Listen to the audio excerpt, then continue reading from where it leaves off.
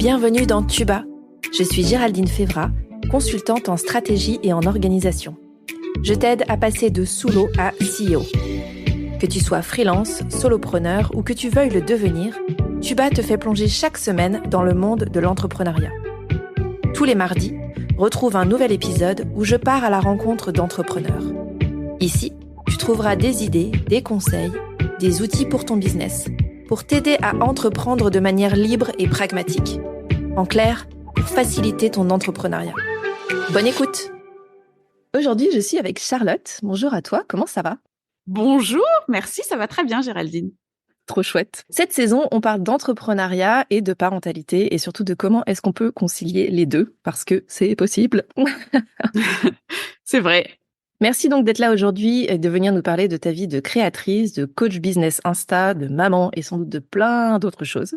On va rentrer un peu dans le détail ensemble. Pour les auditeurs et auditrices qui ne te connaîtraient pas, est-ce que tu peux nous en dire un peu plus sur qui tu es et ce que tu fais? Oui, bien sûr. Alors, en effet, j'ai une double casquette, là, comme tu l'as mentionné, parce que je suis créatrice depuis 12 ans. J'ai lancé ma marque Chute Charlotte en 2012. Ça commence à dater un peu. Ouais. Et depuis quelques mois, je me suis lancé un nouveau challenge qui est d'aider les femmes à oser se lancer et vivre de leur activité. Et donc ça, c'est sous le nom Les Meufs qui osent. Donc, je suis en train de travailler là-dessus aussi. Voilà un petit peu ce que je fais en ce moment. Trop bien. Merci beaucoup. On va revenir un peu sur ton parcours. Justement, est-ce que tu peux nous expliquer ce que tu faisais avant ces 12 ans et avant Chute Charlotte? Quel a été ton parcours en fait pour arriver jusque-là? Bien sûr. Alors, ça avait rien à voir avec la couture. J'ai vraiment découvert la couture très tard quand j'attendais ma première fille, donc il y a 15 ans. Mais avant, j'ai bossé plutôt dans le marketing et le luxe dans des grosses boîtes à l'étranger, enfin à Paris, à Londres, à Hong Kong. Donc j'étais plutôt dans des boîtes. J'avais une vie de businesswoman, on va dire, ou de cadre, je sais pas trop quoi, mais voilà, dans les paillettes et tout ça. Et j'aimais bien, mais j'en ai eu marre. Donc, quand j'avais 28 ans, j'ai tout planté pour partir en mission humanitaire aux Philippines. Okay. Donc, c'était un gros changement de vie. Et puis après, j'ai fait d'autres trucs. Je me suis mariée, j'ai rencontré mon futur mari aux Philippines. C'était c'était une super aventure, un truc extraordinaire. Et donc, on s'est mariés. J'ai eu ma première fille. Et c'est à ce moment-là que j'ai découvert la couture. Donc, j'avais une trentaine d'années, 30 ans, 31 ans, un truc comme ça. J'étais pas très manuelle à la base et j'avais plutôt fait des études sérieuses, des trucs plus intellectuels qu'autre chose. Ouais. Et là, ça a été une vraie découverte et je me suis éclatée à coudre des petites barboteuses et des trucs certainement affreux au départ et des bavoirs ignobles, mais comme elles ne s'en rendaient pas compte, n'est-ce pas? C'est l'avantage des tout petits, ils peuvent pas râler en disant c'est moche. C'est ça, ils ne peuvent rien dire. Donc voilà. Donc je me suis bien amusée avec ça. Ouais. Et c'est comme ça que j'ai découvert la couture. Et après, on est reparti à l'étranger, on est reparti à nouveau aux Philippines quand mon petit bébé avait 2 mois, mon aîné là. Et voilà, donc j'ai fait d'autres choses entre-temps. J'ai repris des boulots en ONG, etc. Mais j'avais découvert cette passion de la couture qui m'a plus quittée. Et mon rêve très vite, ça a été vraiment d'en vivre et de créer une activité autour de ça, quoi. Donc ça c'est les débuts. Ok. Et après les débuts, alors qu'est-ce qui se passe? Et après, donc il s'est passé qu'on a passé 2 ans aux Philippines à Manille avec notre petite fille qui a grandi. Entre-temps, on en a eu une deuxième et en bossant donc en ONG. Et c'était une super aventure. Au bout de 2 ans, on est rentré. Et là, je me suis dit, non, en fait, je vais pas me remettre à travailler je vais pas repartir en entreprise ou je sais pas où, dans les paillettes, le luxe et les rouges à lèvres. Ouais. J'avais plus du tout envie de ça. Et donc, je me suis dit, je vais commencer par lancer un blog de couture sur Canal Blog, voilà, comme ça existait à l'époque. Je pense que ça n'existe plus maintenant, mais j'ai fait mon petit blog de couture. Mais ça existait. Ça. Maintenant, les blogs, c'est tellement... C'est tellement réputé, connu, etc. que comme maintenant, tu te dis, j'avais un blog, mais il y a hyper longtemps, tu te dis, ok, ça existe. Les vieilles, c'est une vraie daronne. Voilà, c'est ça, je suis une vraie daronne, tu vois. Je le suis aussi, donc c'est bon. Ça va, tu me comprends. Ça va. Donc, j'ai lancé mon petit blog de couture et l'idée, c'était je montrais ce que j'avais cousu, mes péripéties en couture, mes échecs, mes machins, mes ratés, mes trucs réussis, tout ça. Et ça a plutôt bien pris. J'ai eu assez vite un petit lectorat de passionnés de couture. vois, à l'époque, voilà, il y avait ça sur la toile. Ouais. Il y avait des gens qui disaient des blogs et des espèces de communautés de passion comme ça, de gens passionnés. Ouais. Et donc j'ai commencé à me faire connaître un peu comme ça et j'ai assez vite j'ai eu l'idée de essayer de vendre des trucs. Donc voilà, au début des accessoires, des sacs et tout, et puis ça a plu. On dit ah oui, ok, je vais t'en acheter pour Noël, pour ma belle-mère, pour voilà ma sœur et tout ça. Et donc ça a commencé à prendre comme ça. Et puis ça fait un peu boule de neige. Et puis au fur et à mesure, j'ai réussi à en vivre, tu vois. Mais bon, ça a pris quand même, je te fais une version accélérée, mais ça a pris quand même quelques mois, puis quelques années pour vraiment arriver à en vivre et surtout à trouver un système, enfin un business model qui marche, parce que c'est pas évident avec le fait main, les créations, ça prend du temps par définition. Oui. Donc voilà, il faut arriver à trouver la bonne formule. Donc ça m'a pris un peu de temps, mais donc voilà. Et puis en fait, donc j'ai fait ça pendant 5 ans.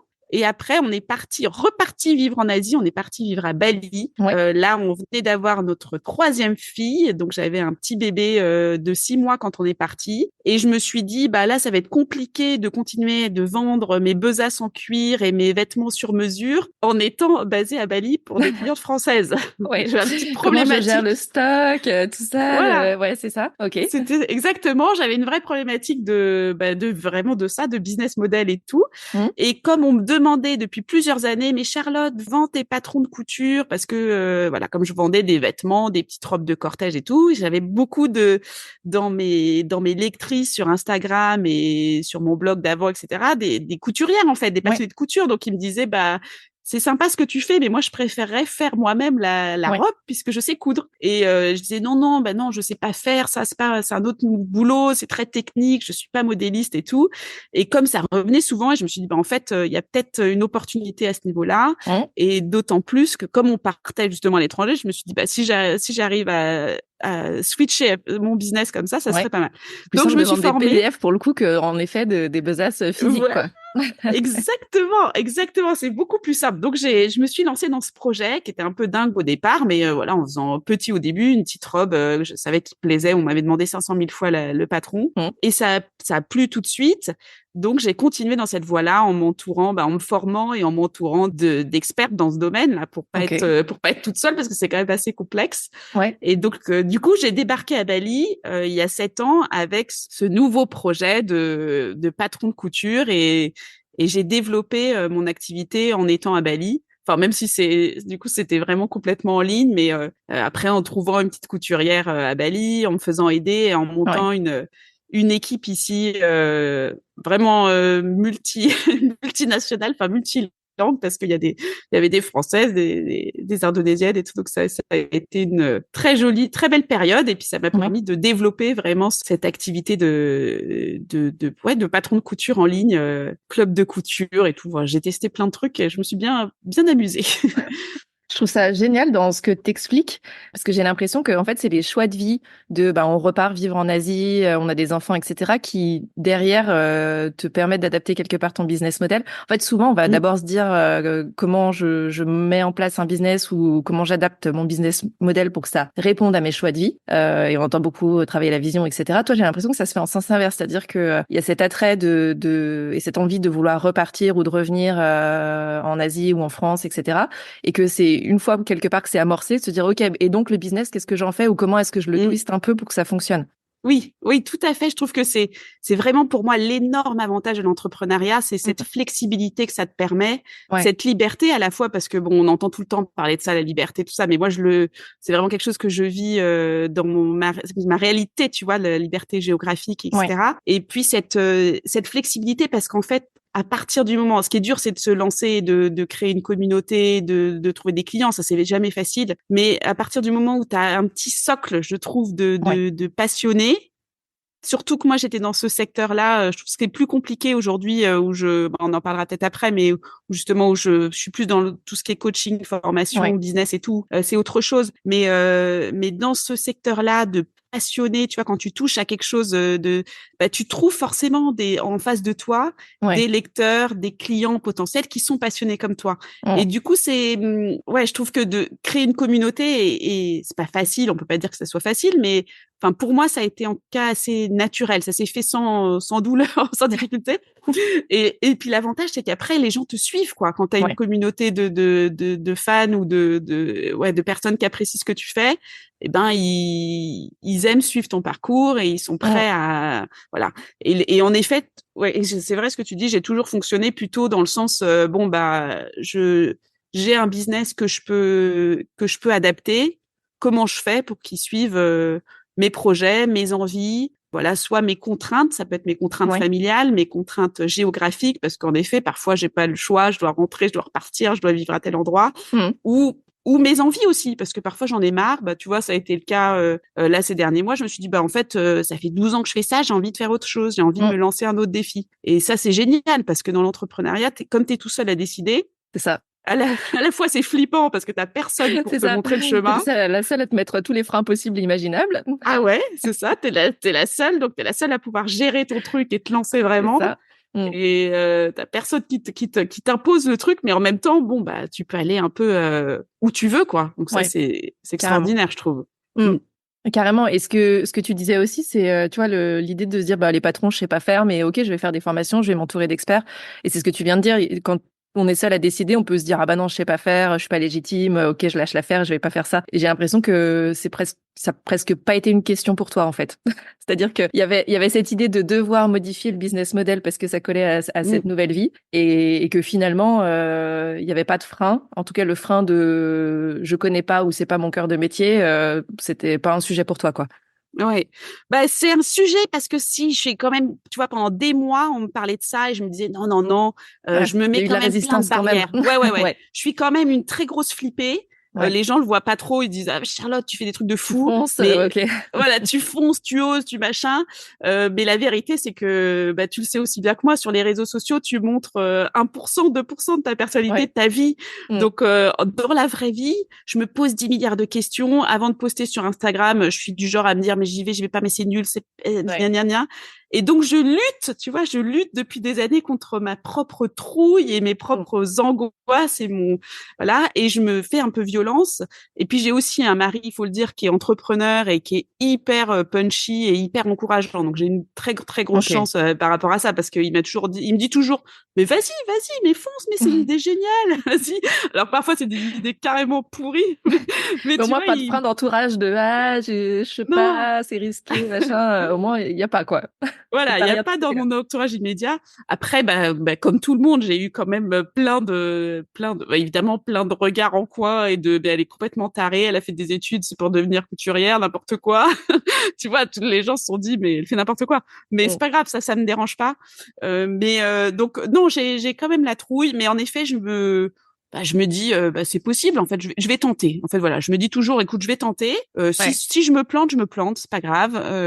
J'expliquerai, tu vois, parce que j'essaye de communiquer un peu là-dessus aussi sur les réseaux sociaux parce que je pense que c'est ce qui fait aussi que justement tu arrives à créer une communauté et que tu arrives à intéresser les gens à ton parcours, tu vois, c'est en disant je fais ça. J'ai la trouille, j'y vais quand même. Je me suis plantée. Bon, voilà, toi aussi, tu vas peut-être te planter, mais peut-être tu réussiras mieux que moi. Tu vois? Et bon, voilà, ça fait, faut prendre ça comme un jeu. Enfin, moi, j'essaye de prendre ça comme un jeu, tu vois, l'entrepreneuriat, et de me dire, j'essaye ça, puis ça foire, c'est pas grave. Il y aura autre chose à essayer, c'est ça. Voilà. T'apprends toujours des trucs au passage, et puis, c'est pas grave. Clairement. Et enfin, tu vois, t'en parlais de l'entourage et de ton conjoint, ton mari. Ouais. J'ai lu là un article ces jours-ci sur Mathieu Blanchard qui fait beaucoup de courses et qui fait pour le coup l'UTMB, donc des trails plutôt costauds, et qui disait qu'il était ingénieur au départ, qu'il était en France et qu'il est parti au Québec, et que au Québec en fait ça lui a permis de devenir le coureur qu'il est aujourd'hui, qui gagne des courses, etc. Et qu'en France il aurait sans doute pas pu faire ça parce qu'en France, comme il était ingénieur et que quand il a commencé à dire je vais aller courir, ça va devenir mon métier, etc. Tout le monde lui a dit mais ça va pas, t'as un super job, t'as un super salaire, etc. Alors qu'au Québec, il disait il a plein de potes qui étaient l'encourageaient. Ouais, c'est ça, qui l'encourageait, et puis qui étaient par exemple avocats et qui d'un seul coup se mettaient à la couture, se mettaient à être prof de yoga, etc. Et tous les gens disaient super, et c'est quoi ta prochaine idée, etc. Et donc souvent on dit l'entourage est ultra important, mais je pense qu'on sous-estime beaucoup. Et ce que tu viens de dire et ce que j'ai lu là sur Mathieu Blanchard, c'est exactement ça en fait. C'est-à-dire que lui, il était un peu tiraillé entre la France et la manière dont il a grandi, la culture, etc. De se dire bah ouais, mais si eux me disent que c'est pas une bonne idée, peut-être qu'en effet c'est pas une bonne idée. Et finalement, le fait d'avoir un entourage différent lui a permis de switcher au niveau du cerveau et d'être plus dans cette logique de jeu et de bah au final j'essaye et si je me rate, c'est pas si grave que ça quoi. Et c'est un peu ce que tu dis aussi, tu vois, de dire finalement les enjeux. Bien sûr qu'il y a des enjeux, bien sûr qu'il y a de la pression et on s'en met souvent certains tout seul aussi, de manière très efficace. Tout à fait. mais l'entourage et le fait de dire ouais bah vas-y essaye.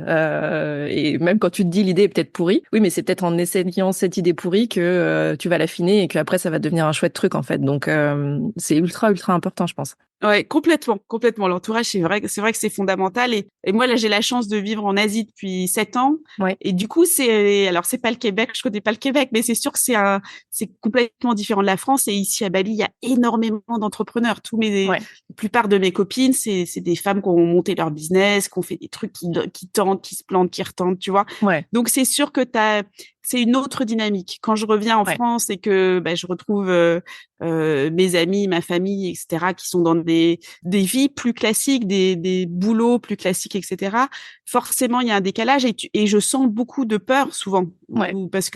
Parce que ils accueillent parfois avec beaucoup de bienveillance et même parfois d'admiration en disant c'est super Charlotte, tu lances des trucs, c'est cool, moi je pourrais pas, moi j'ai trop peur de me planter, tout ça. Et tu sens c'est vrai qu'il y a une certaine pression parce que ça vient de notre culture certainement sociétale et voilà, et ancrée depuis toujours. Donc c'est compliqué d'aller contre ça quand tu vis en France d'aller contre tout ces a priori et ces jugements peuvent être un peu décourageants, quoi.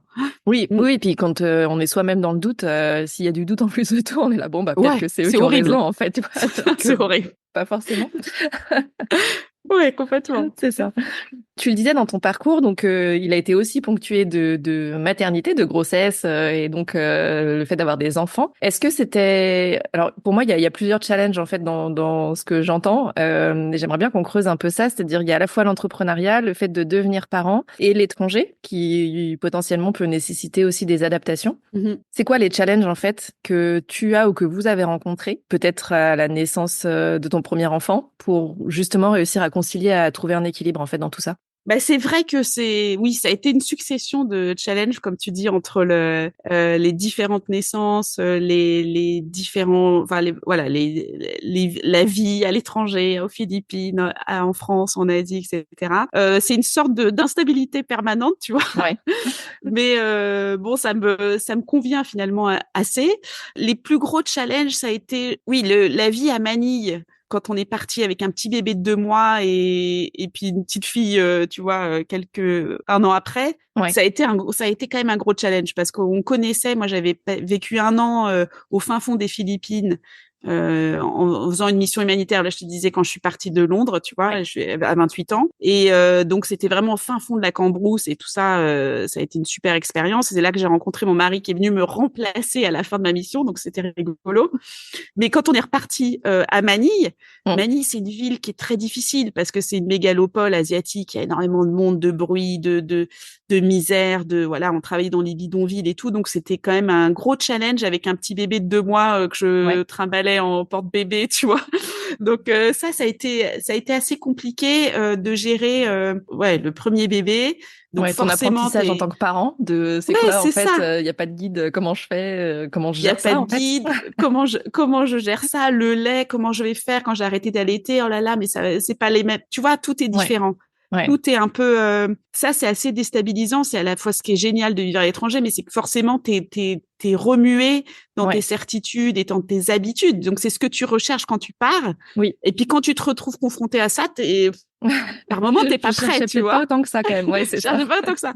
Et surtout que nous on arrivait du coup avec un bébé, ce qui n'était pas du tout le même délire que quand m'étais pointée toute seule, tu vois, avec mon sac à dos, quoi. C'était pas pareil. Donc ça a été compliqué. Et l'autre difficulté, c'est de gérer aussi la distance avec la France et avec ma famille, avec mes parents, mon frère, ma sœur et tout ça. Ça, c'est forcément, c'est un peu compliqué quand t'es expatrié, et notamment quand tu te retrouves justement avec ton premier bébé, ton deuxième, tout le monde a envie de les voir. Tu vois, il y a cette espèce de frustration. Donc ça a été quelque chose qui a été difficile pour moi à gérer. Même toutes ces années, tu vois, c'est une vraie complexité où tu es toujours un petit peu tiraillé entre ta famille d'origine dont tu as envie de t'occuper et que tu as l'impression d'avoir un peu abandonné, et puis la famille que tu construis, qui s'épanouit dans cet environnement, qui est heureux là, et tu te dis, bah, c'est important aussi, tu vois. Donc, c'est des vrais...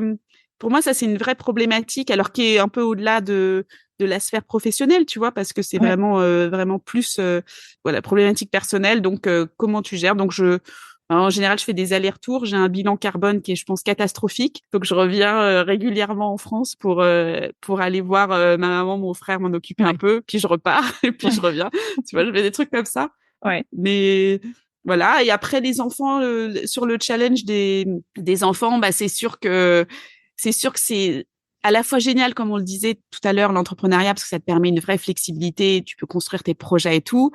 Et c'est difficile aussi parce que, par définition, tu bosses de chez toi, enfin, la plupart du temps. Tu vois, à la fin, les dernières années à Bali, j'avais un bureau, un atelier avec mon équipe, donc j'étais un petit peu éloignée, mais j'étais quand même, voilà, j'étais moins à la maison, j'étais à côté de la maison, mais voilà, ça me permettait de créer une petite distance. Mais la plupart du temps, j'ai toujours eu mon atelier, mon bureau à l'intérieur de la maison. Donc, c'est sûr que ça demande vraiment de la flexibilité, je pense, et de pouvoir jongler, tu vois. Mais je suis habituée à ça parce que j'ai grandi dans une famille très vivante, très bruyante. Il y avait toujours un joyeux bordel. Il y avait, voilà, mon frère est très bruyant. J'ai une petite sœur qui avait 12 ans de moins que moi. Donc, tu vois, il y avait toujours un gros bazar chez moi. Donc, je suis habituée à me concentrer dans des environnements chaotiques. C'est exactement, tu l'as très bien dit, dans un environnement chaotique. Donc, ça m'a aidée. Donc, je bosse un peu tout le temps, comme ça, tu vois, par intermittence. Et je pense que c'est souvent ce que font, je sais pas toi, ton expérience là-dessus, mais je trouve que t'es un peu comme ça quand tu es entrepreneur et que t'as une vie de famille, t'es un peu obligé de jongler, quoi, entre vie perso, vie pro. Bah, alors, le fait de jongler, moi, ça me parle beaucoup. En effet, c'est un peu pour moi comme s'il y avait des tuyaux d'arrivée, de sortie, et que tu fermes ou t'ouvres selon les besoins du moment. Il y a un enfant malade, donc forcément le business, ça passera au second plan, etc. Mais ce que j'entends dans ce que tu dis aussi, c'est que quelque part, t'es habitué à ça, et c'est un peu ton mode de fonctionnement, cette recherche quelque part d'instabilité, de fonctionner tu l'as dit, dans un joyeux bordel ou dans un chaos, etc. Et quelque part, tu développes c'est une force que tu utilises pour aujourd'hui développer ton business, bien sûr, mais aussi ta famille, là où tu vis, etc. Et ce que j'entends donc derrière, c'est cette idée de se connaître suffisamment et de savoir quels sont les modes de fonctionnement pour se dire, bah, comment est-ce que je pousse ça au maximum pour que finalement ça serve ma vie, ma vision, ce que j'ai envie d'avoir, en fait. Là où tu as des gens qui vont te dire, ah non, mais tu peux pas bosser dans un environnement chaotique, etc., c'est pas possible, machin. Si toi, c'est ton mode de fonctionnement et que, au contraire, tu arrives à être efficace là-dedans et dans cette logique de jongler, à le réadapter en fonction, parce que bien sûr, quand tu as un nouveau-né, c'est pas tout à fait pareil que quand tu as des enfants de 5, 10, 15 ans. Les demandes sont pas les mêmes, les besoins sont pas les mêmes, etc. Mais c'est pas rechercher la stabilité pour la stabilité, c'est juste se dire quelle est ma stabilité à moi et quels sont les besoins. Et tu disais tout à l'heure quelles sont mes contraintes aussi et comment est-ce que j'arrive quelque part à équilibrer ça. Et ensuite, la stabilité, c'est hyper relatif et hyper subjectif en fonction des personnes, tu vois. Enfin, je pense qu'on peut en parler des heures, c'est limite philosophique de c'est quoi finalement la stabilité, tu vois, dans le truc. Mais ce que je trouve intéressant dans ton parcours et dans ce que tu viens d'expliquer, c'est cette notion de te connaître, de savoir comment tu fonctionnes, comment tu as grandi, quels sont quelque part tes référentiels, ta notice, et de développer autour de ça. Complètement. Je pense exactement. Je suis tout à fait d'accord avec toi. Je pense que c'est aussi un des énormes apprentissages de l'entrepreneuriat, c'est que tu forcément t'apprends à mieux te connaître, à connaître tes qualités, tes défauts. Et moi, je suis une grande partisane de miser tout sur ses qualités, tu vois. Parce que tu peux toujours pas, tu peux passer des heures. Par exemple, je suis bordélique, je suis pas organisée, c'est une réalité, tu vois. Alors je m'améliore, évidemment, je m'améliore, tu vois, j'ai des process, voilà, je suis moins cata qu'il y a 10 ans. Mais quand même, ça sera jamais mon fort parce que mon fort, ça va être au contraire ma créativité, ma spontanéité, Tu vois, mon côté passionné, c'est mon moteur, c'est ça. C'est ça qui fait que je m'amuse. Et donc, si tu essayes de toujours aller contre ça, enfin, améliorer tes points faibles et tout, déjà, c'est ultra déprimant parce que c'est clair. finalement, t'es toujours un peu nul, tu vois. C'est ça. Voilà. Le mode taillage de Venda, je sais toujours pas faire ça, ou voilà, bon, ok, super, mais voilà non, quoi. Non. Donc, moi, je mise sur mes qualités, sur ce que je sais faire et je me dis, je vais à fond là-dedans comme une bourrine, tu vois. Et ce qui m'éclate, surtout ce qui m'éclate, ce qui m'amuse. Et si ça m'amuse plus, si je m'ennuie, si j'ai plus la foi et tout, je me dis, il faut que je change un truc parce que ça va pas, tu vois. Mais en effet, je pense que t'as raison, tout dépend de ta personnalité. Pareil, à Bali, tu vois, j'ai des copines qui sont extrêmement organisées, le contraire de moi, et donc qui bossent complètement différemment, qui vont tous les jours au bureau de telle heure à telle heure, sans les enfants, qui font les mêmes tâches, les mêmes trucs. Et elles comprennent pas si ça les amuse, mais je veux dire, on voit bien qu'on n'a pas du tout le même mode de fonctionnement et que moi, c'est beaucoup plus du freestyle et beaucoup plus à l'envie, tu vois, ça marche plus comme ça. Ouais. Mais c'est aussi important parce que c'est aussi ce qui va te donner du jus et qui va te permettre de compenser où tu disais, il y a des moments qui ont été difficiles aussi parce que, et sans doute encore aujourd'hui, et dans l'entrepreneuriat et en tant que parent, plein de raisons, parce qu'il y a des moments où on sait pas comment prendre la situation, on sait pas comment la décoincer, etc. D'autant plus, je pense, en étant à l'étranger, dans des conditions qui sont pas forcément celles dans lesquelles t'as grandi toi, donc t'as des référentiels qui doivent être un peu mouvants aussi. Et donc, je pense qu'il y a besoin de ça, et c'est ce que tu disais, si ça t'amuse plus et que ça t'alimente pas en termes d'énergie, en termes de charge quelque part intellectuelle, mais pas au sens péjoratif, au sens t'alimenter intellectuellement, t'auras peut-être aussi moins de jus pour les choses qui sont moins cool à côté et qui existent aussi forcément, pas parce que t'es à Bali que tout est rose tout le temps, j'imagine. Complètement, ouais. Et donc, c'est encore cette notion de jongler et d'équilibre, en fait, je pense, derrière. Ouais, tout à fait, exactement. De trouver l'équilibre et d'arriver aussi à te garder du temps pour toi, parce que ça, c'est bateau, mais c'est tellement vrai. Moi, dans ces 12 années d'entrepreneuriat, il y a vraiment des moments où je me suis cramée parce que je suis allée tellement à fond dans mes idées, parce que ça marchait, parce que j'adorais, je m'éclatais, tu vois. Mais à un moment, je travaillais je pouvais commencer à bosser à 7h du mat et finir à 23h et faire quasiment que bosser, sauf les moments où je m'occupais de mes enfants. Mais tu vois, j'étais complètement, c'était assez obsessionnel. Donc, je sais que j'ai ce côté-là extrême, tu vois, un peu. Je suis vraiment capable d'aller trop dans un sens ou dans un autre.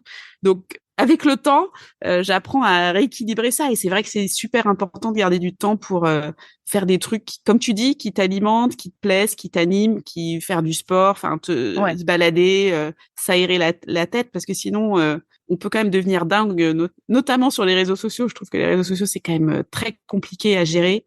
Et donc, c'est dur faut trouver un équilibre, quoi. Ouais, exactement. C'est ça. Et puis, si c'est pour faire du 7h, 23h, en étant à Bali, fais du 7h, 23h, tu vois, dans l'absolu, si tu sors pas, que tu passes pas là où t'es. J'ai eu un peu la même vie que toi de paillettes à l'étranger et tout ça. Et souvent, on me dit, c'est génial, t'es à Washington la semaine prochaine, tu vas visiter, t'es là. Non, mais en fait, j'y suis pour le boulot, je suis en réunion toute la journée. Et en fait, c'est vrai que tu te dis, mais je suis dans un hôtel à Washington, ça pourrait être, n'importe où dans le monde. Et à un moment, c'est quand même ridicule de te dire, tu profites pas de la ville, tu profites pas de la culture, rien quoi. Juste t'es là, mais tu pourrais être n'importe où ailleurs. Et pour en avoir discuté avec des clients qui étaient digital nomades et qui bossaient en décalage de la France, il peut y avoir ce truc de se dire la France n'est pas encore réveillée, donc j'avance sur plein de trucs. Et puis quand mes clients français sont là, du coup je bosse avec eux. Et finalement ta journée elle est à rallonge. Parce que tu t'empiles en fait les trucs au lieu de te dire je vais bosser par exemple que quand mes clients français sont réveillés parce qu'on va faire des calls, etc. Mais le reste du temps j'en profite pour faire des choses pour moi, ce que tu disais, du sport, pour visiter, pour aller dehors, etc. Et des fois il peut y avoir un peu ce truc de finalement j'ai réussi à rallonger ma journée, c'est trop bien. Ouais, à quel prix? C'est clair, c'est le danger. Ouais, c'est ça. Ouais. Non, il faut exactement. Tu te fais. À un moment, je faisais pas mal de live et tout ça comme ça, et on me disait, mais les lives, moi, je peux en fin de journée. Mais je me disais, si c'est en fin de journée pour moi, ça va faire 22h, minuit, tu vois. Et ça, c'est pas possible. Donc c'est vrai que faut poser des limites, je pense, à tous les niveaux. Et voilà. Et moi, j'ai trouvé un rythme où souvent, la plupart du temps, le matin, je vais faire du sport, tu vois, sans trop me poser de questions. J'ai pas toujours envie, mais je me force un peu. Je me dis, allez, j'y vais 1 heure après avoir déposé les enfants et après, je me mettrai au boulot. Et ça me permet de quand même commencer par quelque chose pour moi et qui me fait du bien, tu vois, qui me fait du bien. Top, hyper intéressant, merci. Dans les challenges que tu as partagés, est-ce qu'il y a des ressources, au-delà de ton conjoint, qui t'ont aidé aidé ou qui t'aide en termes de justement de comment concilier toutes ces vies en fait? Alors, ce qui m'aide pas mal, c'est que d'un point de vue organisationnel, comme je disais, c'est pas mon fort, mais ce qui m'aide vraiment bien, c'est d'avoir des apps ou des docs, tu vois, connectés entre mon téléphone et mon ordi. Ouais. Donc ça, comme je bosse tout le temps un peu de n'importe où, Oui. et ben voilà. Donc tu vois, je vais coucher ma petite dernière, je vais taper le texte de la légende de mon reel sur mon téléphone, Ouais. et puis après je le récupère sur mon ordi, je le retravaille là-dessus. Pareil pour Canva. Enfin, voilà, tu vois, je fais beaucoup de trucs comme ça entre l'ordi et le téléphone et ça, franchement, c'est un gain de temps énorme, quoi. Ouais. Vraiment, ce qui me permet de toujours, toujours. Puis je note tout aussi tout le temps pareil, toujours sur mon ordinateur, enfin sur mon appli de notes, tu vois, qui est sur mon téléphone ou mon ordi, pour bien retrouver tout le temps toutes mes idées. Et puis sinon les ressources, à Bali j'ai quand même pas mal de ressources parce que on a de l'aide, tu vois, donc ça Ouais. change vachement les choses. Là on vient de passer quelques mois en France et c'était beaucoup plus difficile, j'ai eu du mal à bosser, je passais ma journée à faire des trucs pour la maison, les enfants, le truc, l'appart et tout ça, j'avais vraiment du mal Ouais. à dégager, j'arrivais à dégager 1 heure ou 2 par jour et c'était très frustrant pour moi parce que j'étais pas habituée. Alors qu'à Bali, depuis des années, j'arrive à avoir des journées, si je veux bosser, tu vois, de 9 heures à 16-17 heures, j'arrive. Après, mes Ok. enfants sortent tôt de l'école, donc c'est une autre problématique, elles finissent à Ouais. 15 heures ou 15h30. Donc ça, c'est Ok. vraiment tôt. Ça, Ouais. c'est difficile. Mais bon, jusqu'à l'après-midi, j'arrive, tu vois, j'ai quand même du temps. Ouais. Et en France, j'avais pas ce temps-là parce que tu dois en plus gérer toute la logistique familiale et ça prend vraiment un temps fou. Et c'est toujours, je trouve que c'est le côté un peu ingrat quand t'es entrepreneur et que t'es en plus maman, mère de famille et tout. C'est que forcément, comme tu bosses de chez toi et que il faut que tu gères tout ça, Mm. c'est vraiment pour le coup des doubles journées, voire des triples journées et c'est compliqué, quoi. Ouais.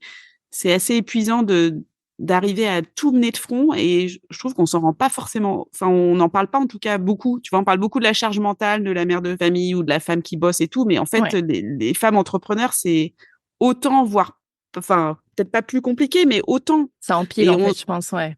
ouais, ça empile et on y pense moins parce que les gens se disent bah attends, c'est cool, elle bosse de chez elle, c'est bon, elle est peinarde, quoi. Mais Ouais. non, t'as cette pression en permanence de te dire faut que j'avance, faut que j'avance, faut que je gagne du fric, faut que je Oui. ramène des sous, machin, et à côté de ça, t'as ton autre casquette. Enfin ouais, Ouais. c'est ça. Il faut jongler, comme on disait tout à l'heure, C'est ça. arriver à trouver l'équilibre. Et j'ai l'impression, moi, c'est vrai que, enfin, il y a ces couches un peu de millefeuille, mais j'ai l'impression du coup, d'avoir des fois des logiques presque entrepreneuriales dans la vie perso, tu vois, dans la gestion de la maison, de te dire, alors, attends, là, j'ai du temps, du coup, je peux lancer la machine parce qu'après, je fais ma call, du coup, elle aura fini de tourner, du coup, je pourrais tu vois, d'optimisation presque. Ouais. Là où avant, c'était bon, bah, de toute façon, enfin, voilà, je suis au bureau, donc ce sera le week-end ou voilà, mais Ouais, c'est là, ça. il y a des trucs où je me dis, des fois, je me fais flipper en me disant, ça devient un niveau, c'est abusé, C'est quoi. ça. C'est Mais en ça. fait, c'est cette recherche de rationaliser le temps et de se dire, Optimiser. ouais, d'optimiser Ouais. au max pour dire, bah, j'ai besoin, ce que tu disais, d'avoir 1 heure, 2 heures, là, absolument, comment est-ce que je fais pour tout dégager avant, après, et pour que ces 2 heures-là dont j'ai besoin, vraiment, je sois ultra Mm. focus sur ce que j'ai à faire, etc. Et je trouve qu'il y a des périodes où ça fonctionne plutôt bien et où c'est fluide. Et pour l'avoir vécu, moi, en fin d'année scolaire, là, au mois de juin, où je trouve que c'est le pire mois de l'année pour les parents. T'as les kermesses, les Complètement. gâteaux, les machins, Ouais. enfin, c'est l'angoisse absolue. Où là, j'ai eu une vraie sensation de débord, en fait, et j'y arrive plus, quoi. Ouais. J'arrive pas à Ouais. gérer, en fait, tout ça. Et le reste de l'année, oui, mais là, c'était juste trop. Et j'arrivais même pas à avoir cette gestion optimisée, tu vois, de comment je rationalise le jeu. Je me faisais déborder, en fait. Ouais. Donc, Et c'est frustrant, c'est tellement ouais, frustrant ouais, il faut arriver à gérer cette frustration, justement, quand tu as ouais, envie de bosser, ou comme tu disais tout à l'heure, tu as un enfant malade, c'est moi, j'ai ça. ma fille T'avais qui pas prévu, débarque quoi. et qui pleure parce qu'elle est juste, elle est fatiguée, machin, et Ouais, tu sais qu'elle va chouiner tout c'est ça. l'après-midi dans tes pattes, tu vas l'enfer, alors que j'ai plein de trucs, mais tellement plus intéressants. Et forcément, tu culpabilises parce que tu te dis, putain, mais Ouais, je pas suis quand même prévu de pas faire une bonne ça. mère, Ouais, tu vois. Je suis pas c'est une ça. bonne mère. Et parfois, l'autre jour, je lui ai dit, écoute, Zélie, maintenant, on va mettre les choses au clair toutes les deux, tu vois. Elle a 7 ans, elle a rien envie de mettre au clair avec moi, quoi. Je dis, à mettre les choses au clair. L'après-midi, maman n'est pas là. Maman n'existe pas. D'ailleurs, maman va partir l'après-midi et quand tu reviens, je ne serai pas là. Et là, le drame, j'aurais jamais dû dire ça. Elle s'est mise à pleurer. C'était le drame intersidéral. Ça a duré encore 1 heure de plus. Ouais. Évidemment, j'ai dû revenir parce que je dis, mais non, maman sera toujours là. Et je me dis, ah, non, mais Charlotte, n'importe quoi. Tu te laisses complètement bouffer. Bon, voilà, c'était ridicule, tu vois. Et cette frustration, elle est difficile à gérer quand tu te dis, faut arriver à lâcher prise et te dire, bon, de toute façon, c'est mort. Là, je vais pas y arriver. C'est ça. Après, je pense qu'avec les enfants et selon les âges, il y a des degrés aussi de est-ce qu'ils sont dans une gestion autonome ou pas, tu vois. Et enfin, j'avais aussi. C'est vrai que c'est dur à gérer parce que tu es dans la culpabilité de te dire si l'enfant pleure ou est malade, etc. Et enfin, je suis là, il faut que je sois là pour gérer. C'est bien évidemment plus important que le business rationnellement.